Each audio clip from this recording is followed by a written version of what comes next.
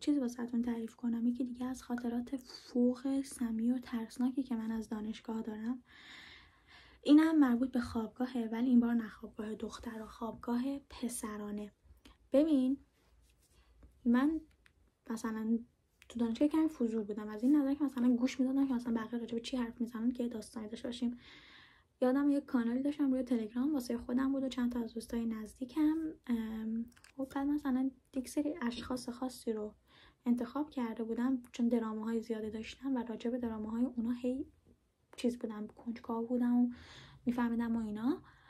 بعد یک دفعه چند تا پسر نشسته بودن و داشتن راجع به یک اتفاقی، راجع به یک پسری حرف میزدن. نمیتونم الان اسمشو بگم چون ممکنه شناخته بشه، نمیدونم قرار این ویدیو چقدر بازدید بخوره.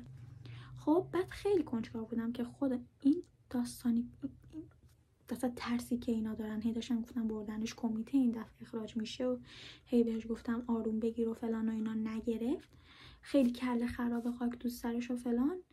من کنجکاو بودم که خب این مگه چی کار کرده که انقدر مثلا دوستاش نگرانن. بعد رفتم به یکی از همکلاسیامون گفتم که تو توی خوابگاهی پرسجو کن ببین که داستان چیه، ببین مثلا چی کار کرده این یارو.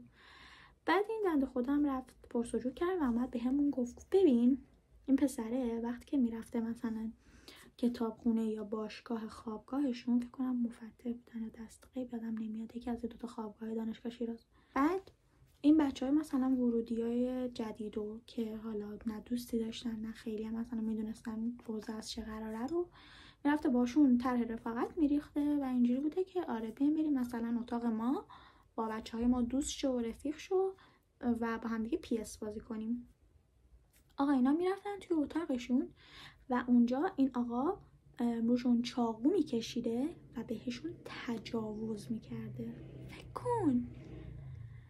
بعد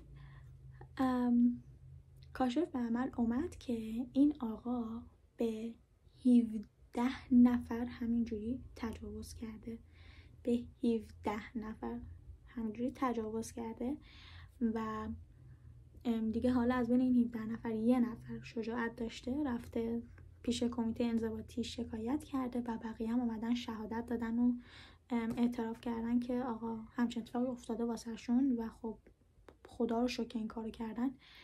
ولی مسئله ترسناکش اینجاست که این آقا فقط 1 ترم تعلیق شد و بعدش ما دوباره توی دانشگاه دیدیمش و اخراج نشد از دانشگاه، فقط 1 ترم تعلیق شد. خلاصه که پسرای عزیز اگر این ویدیو رو میبینید و میخواید برید خوابگاه